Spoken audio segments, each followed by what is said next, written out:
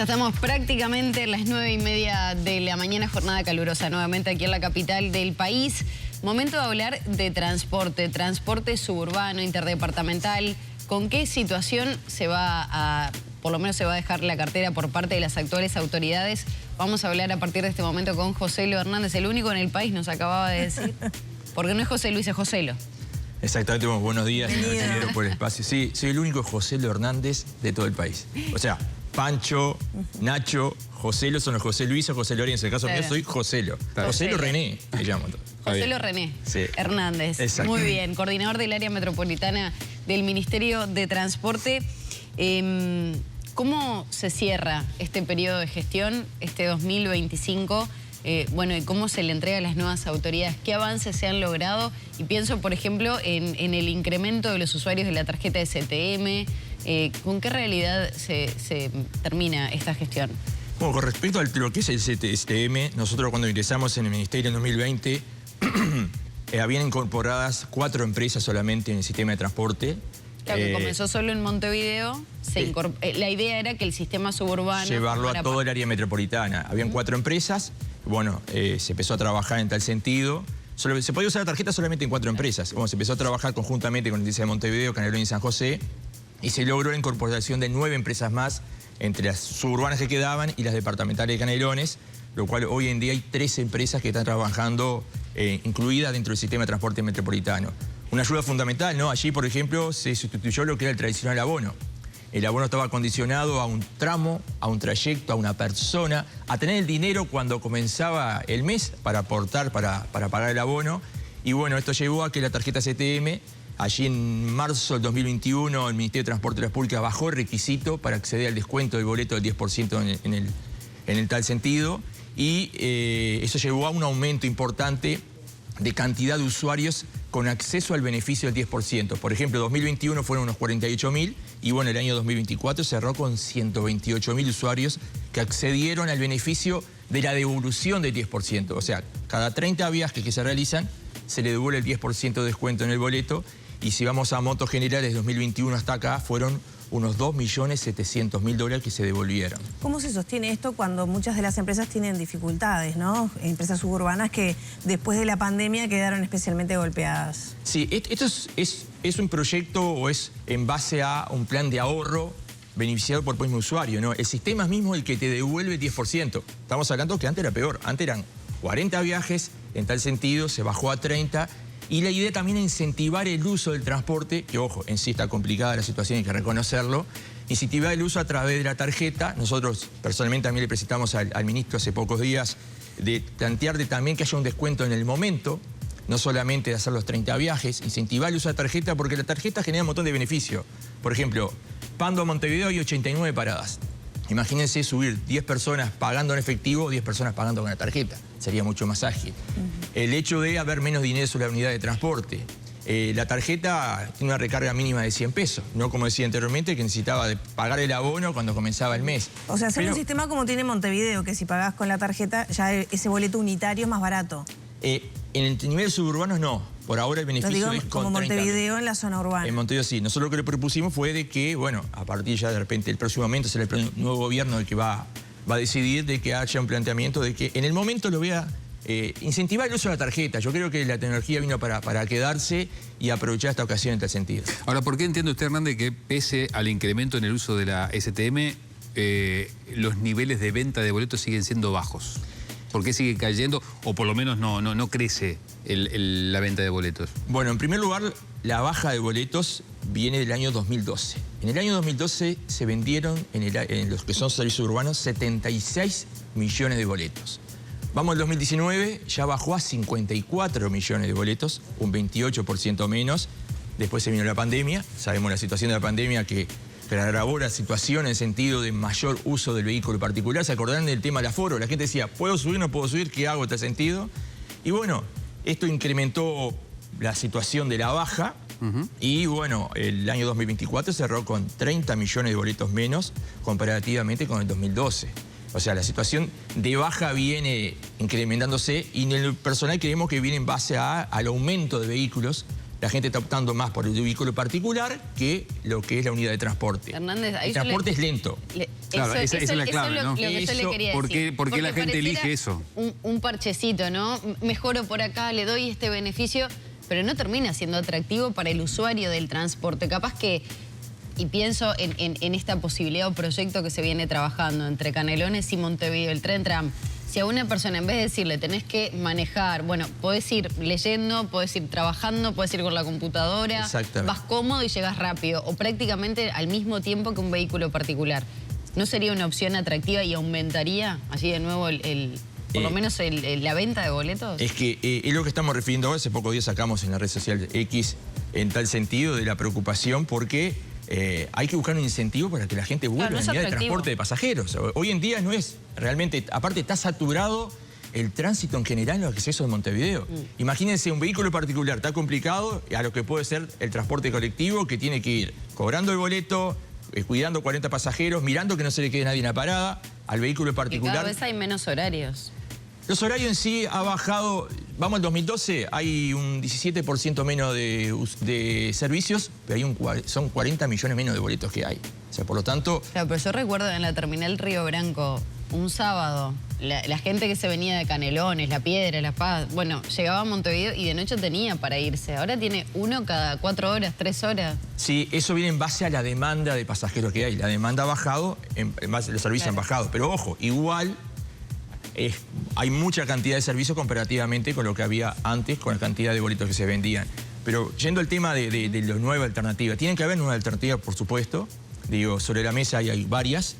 Ha sido un tema de campaña política, o se trató de una campaña política a nivel nacional y a nivel departamental. Hemos escuchado a Sebastián Andújar, candidato de tendencia por el Partido Nacional, a Francisco Lenari, candidato también por Canelones del Frente Amplio, a la misma ministra hablando de la movilidad urbana o la movilidad en el área metropolitana, que hay que buscar nuevas alternativas para generar que la gente vuelva. Si no, y en su opinión, ¿cuál sería el mejor mecanismo? Porque también, si bien está como identificada la necesidad de mejorar y de generar un nuevo medio quizá o reformar lo que hay discrepancias en cuanto a cómo debería ser esa solución, ¿no?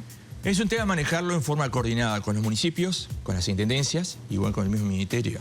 Hay que tener mucho cuidado. Por ejemplo, otro día se hablaba mucho del tema del ferrocarril central. Está bien. Pero ya hay gente que dice, sí, pero ya el ómnibus no va a pasar más por mi barrio, porque si sacan el ómnibus y pasa el ferrocarril. Entonces, es un tema de coordinación. Lo mismo el tren tram, que se ha hablado mucho en tal sentido. El proyecto SIMBE, el cual estuvimos participando allí en la presentación. Hay que avanzar en tales proyectos porque realmente la caída ¿se inclina por va a alguno en continuar. particular de los que se han presentado, por el del SIMBE o el tren tram? En lo personal estuve en el proyecto SIMBE, el tren tram hasta por ahí nomás lo llegué a ver. Pero bueno, eso será evaluado con el próximo gobierno. Sé que están sobre la mesa y planteamientos en el Ministerio de Transporte y Obras Públicas. ¿Cómo define el coordinador del área metropolitana del Ministerio de Transporte la calidad del servicio que se presta? Acá en el canal hay muchos compañeros que viven en la zona de Ciudad de la Costa y están aburridos. Yo estoy aburrido de escuchar servicios sucios, asientos rotos, pago 100 mangos para un servicio que demora. ¿Usted cómo lo define? Bueno, en primer lugar, voy al servicio suburbano. Son 3.600 servicios por día. Es imposible estar en todos lados y saber la realidad de todo. ¿Qué se hizo del Ministerio en marzo del 2021? Incrementamos un servicio, pusimos un servicio de reclamos. El SRT, Sistema de Reclamos de Transporte, a través del 092-223890, WhatsApp. Y nos han llegado 7.500 incidencias desde marzo del 2021 hasta la fecha. ¿Para qué fue creado? Fue más creado para tomar conocimiento de las diferentes realidades, porque cuando usted no transmite eso, por ejemplo, es imposible tener 3.600 inspectores, están en todos lados. Claro. La situación nos ha ayudado a tratar de tener conocimiento de primera mano por parte del usuario. ¿Cuál es el reclamo más frecuente que reciben? El reclamo más frecuente, y bueno, no paran las paradas, el tema de la lentitud, que es una realidad, es de conocimiento público. Cuando usted me decía ahora de que pagan un boleto, bueno, el transporte es lento, hay que reconocerlo, es lento. Pero es lento más que nada basado en la cantidad de vehículos que lo vemos. Realmente está aumentando año a año la cantidad de vehículos particulares y eso dificulta mucho también el transitar, ¿no? Entonces, ¿usted cómo define el servicio? Lento. Lento. Es lento. Ese sí creo que es el principal motivo de que la gente, el usuario, ha optado por el vehículo particular. Pasó la pandemia y se ha ido incrementando. sé de vecinos de Parque del Plata que han tomado la decisión de tener un auto uno y tomar los 5 el mismo auto y ya aprovechan el viaje y van y vienen. Imagínense, un auto, o sea, cuando quieren incrementar, ahí creo que viene la necesidad. Habla de los tiempos, pero también habla de la comodidad del servicio, ¿no? De que no viajo parado, que no está sucio, como decía Alfredo. En esos aspectos, ¿qué valoración hay del servicio que se brinda actualmente? Y bueno, viene por ese lado. Nosotros del Ministerio, el hecho de tomar conocimiento, cuando nos llega una denuncia en tal sentido, vamos al lugar, vamos a hablar con la empresa.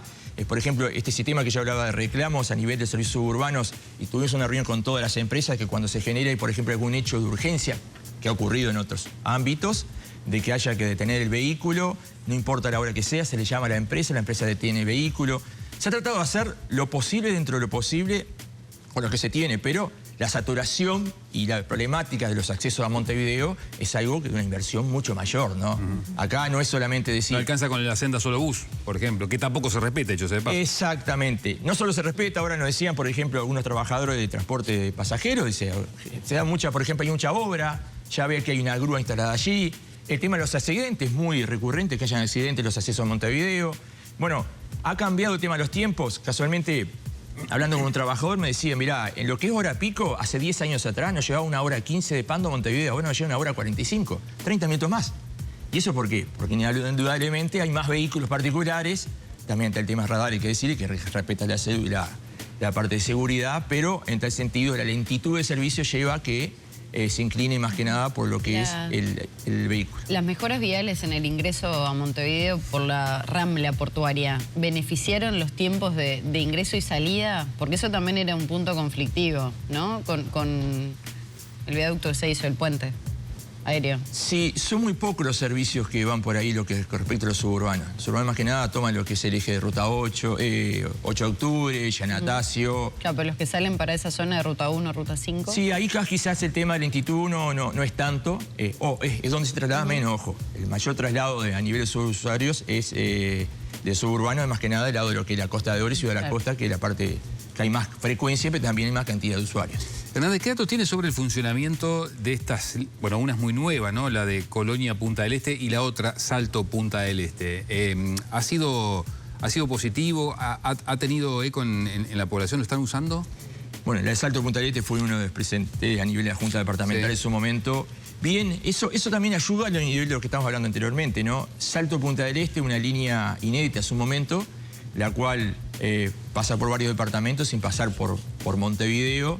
Tuvo un récord de usuarios el año pasado, fueron más de 50.000 usuarios en lo que respecta al servicio, algo inédito en el sentido de no tener que depender de Montevideo, menos tiempo, más barato. ¿Y este año cómo viene?